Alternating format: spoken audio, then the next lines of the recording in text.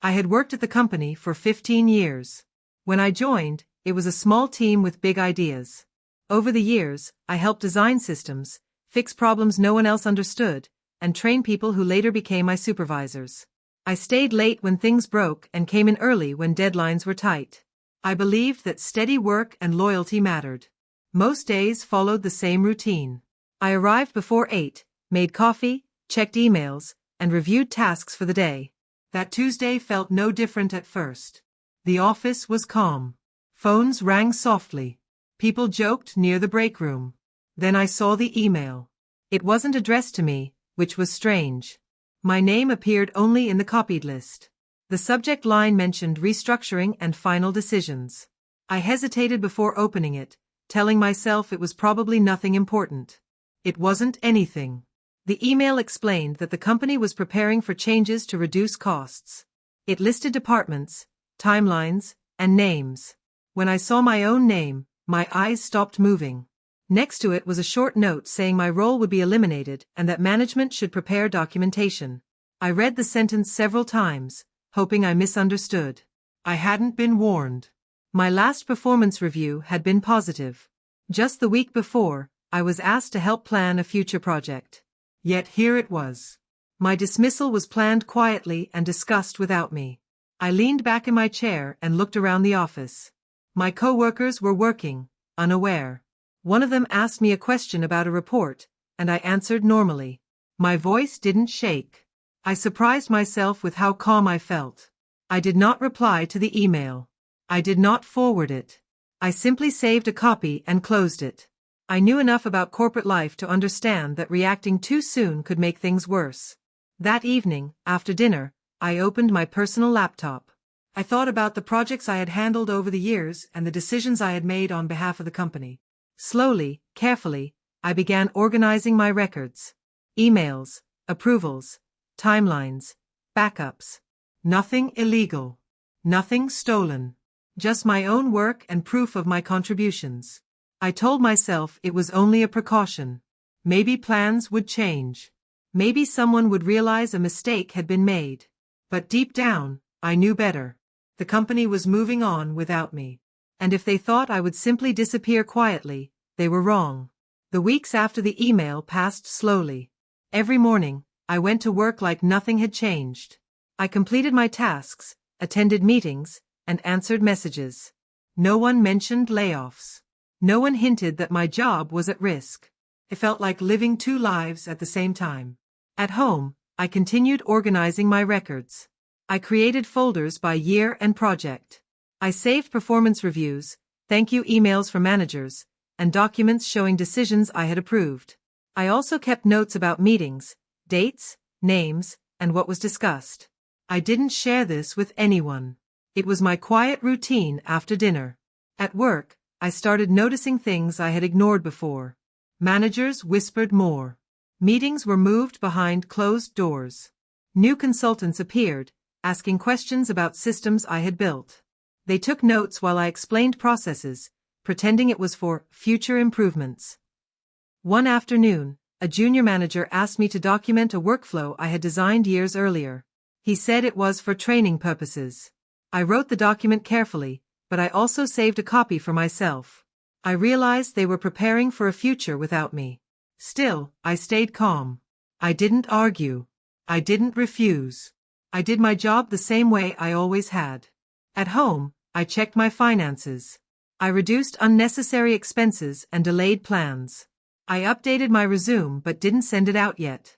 I wanted to understand the situation fully before making any moves. Months passed. No one said anything. The email I had received remained unspoken, but its shadow followed me every day.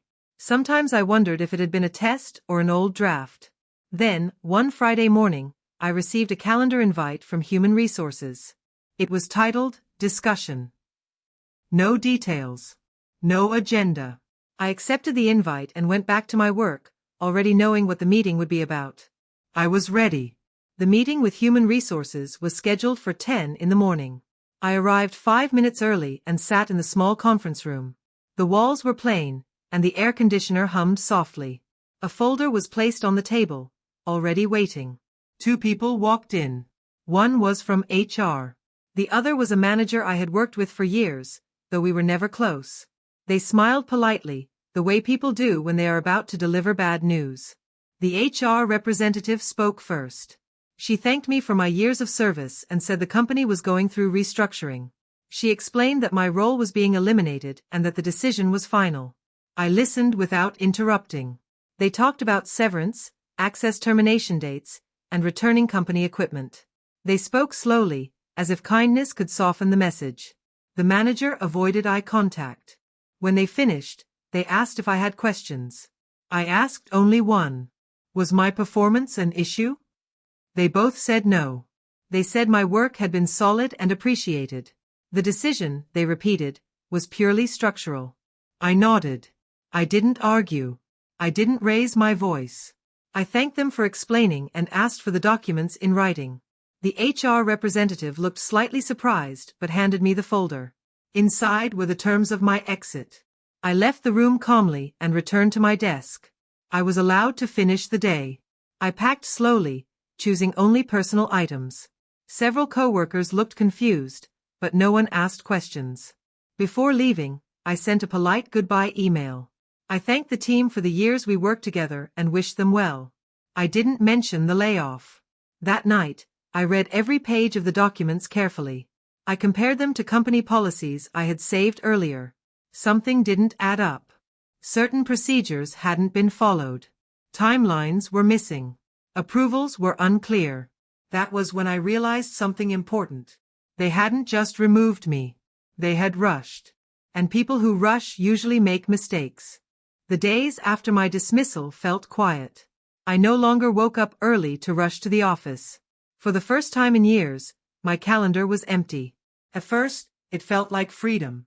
Then reality settled in. I spent my mornings reviewing the documents from Human Resources. I read company policies, employment agreements, and past emails I had saved. I wasn't looking for revenge. I just wanted to understand what had happened and whether it had been done correctly. The more I read, the more questions I had. According to company policy, long-term employees were supposed to receive advance notice or be placed on a performance plan. I had received neither. There was also a clause about knowledge transfer that required a transition period. Instead, they had quietly taken notes while I trained others without telling me why. I organized everything into a timeline. Dates, actions, and decisions. I noticed that the restructuring plan mentioned in the email had been approved months earlier, but my official termination date did not match the policy requirements. I decided to speak with an employment advisor. I didn't exaggerate or complain. I simply presented the facts and showed the documents. The advisor listened carefully and asked thoughtful questions. After reviewing everything, they said one sentence that stayed with me. This wasn't handled properly. That didn't mean an easy solution. It didn't promise anything. But it confirmed that my concerns were valid. While waiting, I applied for new jobs. Interviews came slowly. Some companies admired my experience. Others hesitated because I had stayed in one place for so long. I remained patient. Meanwhile, I noticed something interesting. Former coworkers started reaching out. They asked questions about systems I had built. At first, I answered politely. Then the questions became more urgent. Things were breaking. I explained what I could, but without access, my help was limited. Each time, I suggested they check the documentation I had created. Silence often followed. I didn't feel angry. I felt prepared. About a month after I left the company, I received an email from my former manager. The tone was friendly but careful. He said they were experiencing unexpected issues with several systems and asked if I would be willing to help as a consultant. I read the message twice. During my employment, I had suggested improvements many times. Most were delayed or ignored. Now, suddenly, my knowledge was valuable again. I replied politely. I said I was open to consulting work and asked for details. I also asked about compensation and scope. I didn't rush. I waited. When they responded, the offer was modest. They wanted my help, but at a rate far below what consultants normally charged. They also wanted immediate availability. I declined. I explained that my time had value and that consulting required clear terms. I attached a proposal with a fair hourly rate and defined responsibilities. It was professional and calm. Days passed without a reply. Meanwhile, the employment advisor contacted me again. They had reviewed similar cases and believed the company had not followed its own procedures. They suggested starting with a formal letter requesting clarification and correction. The letter was sent. Within a week, the company responded. Their tone changed. They said they were open to discussion. Meetings were scheduled. Legal representatives were added. At the same time, I accepted a short-term contract with another company. The work was different, but I enjoyed learning something new. It reminded me that my career was bigger than one employer. When I joined the meetings with my former company, I stayed calm. I presented my records and timeline. I didn't accuse. I didn't threaten. I simply showed facts. The room felt different now. They were no longer confident. They were cautious. The meetings continued over the next few weeks. Each time, more people joined the calls. Managers who had never spoken to me directly were now asking careful questions. They wanted to understand how decisions had been made and who approved them. I answered honestly and slowly. I referred to dates, emails, and documents. Whenever I didn't know something, I said so. I didn't speculate. I stayed focused on what I could prove. At one point, a senior manager asked why I had kept such detailed records. I said it was a habit I developed after years of managing complex systems. I explained that documentation helped prevent confusion. No one argued with that. During one meeting, the HR representative paused and said they had discovered internal communication issues. She admitted that the restructuring email had been sent earlier than intended and without proper review. That admission changed everything.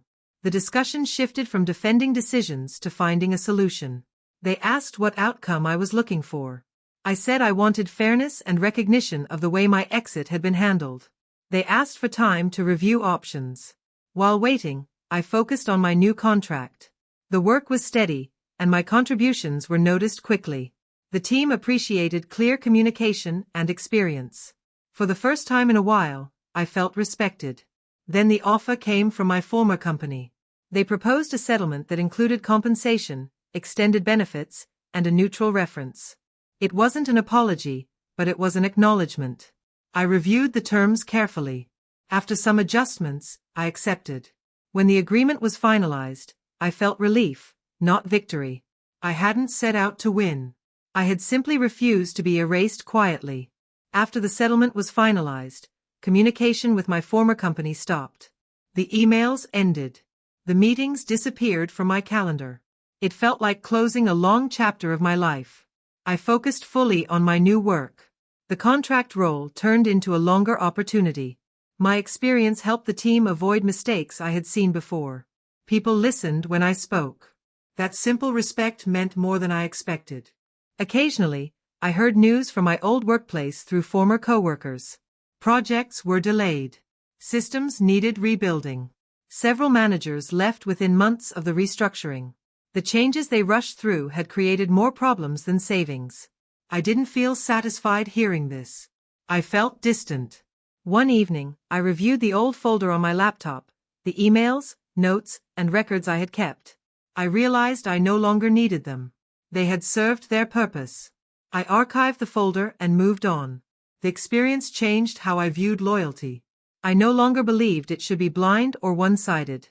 Work was a professional agreement, not a personal promise. I updated my resume again, this time with confidence. Interviews felt different. I asked better questions. I looked for companies that valued transparency and planning. I had learned something important. Preparation is quiet power. A year had passed since I left the company. At first, I spent most of my days adjusting to life outside the office. The mornings felt slow without a commute, the evenings quieter without endless emails. For the first time in a long while, I had space to think, plan, and breathe. Work came to me differently now. My new role was challenging but fair. People listened when I spoke, not because of my seniority, but because my ideas were clear, tested, and well prepared. I discovered something I hadn't realized before. Confidence grows from preparation, not position. One afternoon, a message popped up from a former coworker. They were starting a new role at a different company and wanted to thank me for the guidance I had given years earlier. They wrote that my advice had helped them avoid mistakes and gain confidence. I smiled. That simple acknowledgement reminded me that impact doesn't always come from titles or recognition, it comes from quiet, consistent effort. I thought about my old company. Projects I had worked on were still functioning, but I knew from occasional messages that their rushed restructuring had caused problems. Systems had broken down, deadlines had been missed, and several managers had left. I felt no joy in that. I didn't want revenge. I just understood that rushing and ignoring details never ends well. At home that evening, I opened the folder I had kept since the day I first discovered the email that had changed everything. Emails, approvals, timelines, notes from meetings. I reviewed them one last time. Each file reminded me not of anger, but of lessons. I had been meticulous not to punish anyone, but to protect myself. I archived the folder and moved it to an external drive. It was time to let the past stay in the past. Looking back, I realized how much the experience had changed me. I had learned not to rely blindly on loyalty, policies, or promises. I had learned to ask questions, plan ahead, and document everything. I had learned to value my own time, skill, and effort. Most importantly, I had learned that being calm, patient, and prepared is more powerful than reacting with anger or fear. Sometimes, friends asked me how I had stayed so composed when I was suddenly dismissed after 15 years. I didn't have a dramatic answer. I only said, I noticed early, I prepared quietly, and I stayed professional. That was all I could do. My former company had moved on. My old co-workers had moved on. And so had I. But unlike before, I now carried with me something more important than any job title, office, or paycheck: experience, knowledge, and the confidence that no unexpected challenge could catch me unprepared again. That chapter of my life had ended, but it didn't feel like a loss. It felt like growth. I didn't need recognition, revenge, or validation. I had learned to rely on myself, and that was more than enough. And as I shut my laptop that evening, planning for the next day in my new role, I felt it clearly. I had survived, I had adapted, and I had won, not because anyone else had failed, but because I had stayed calm, patient, and prepared when it mattered most.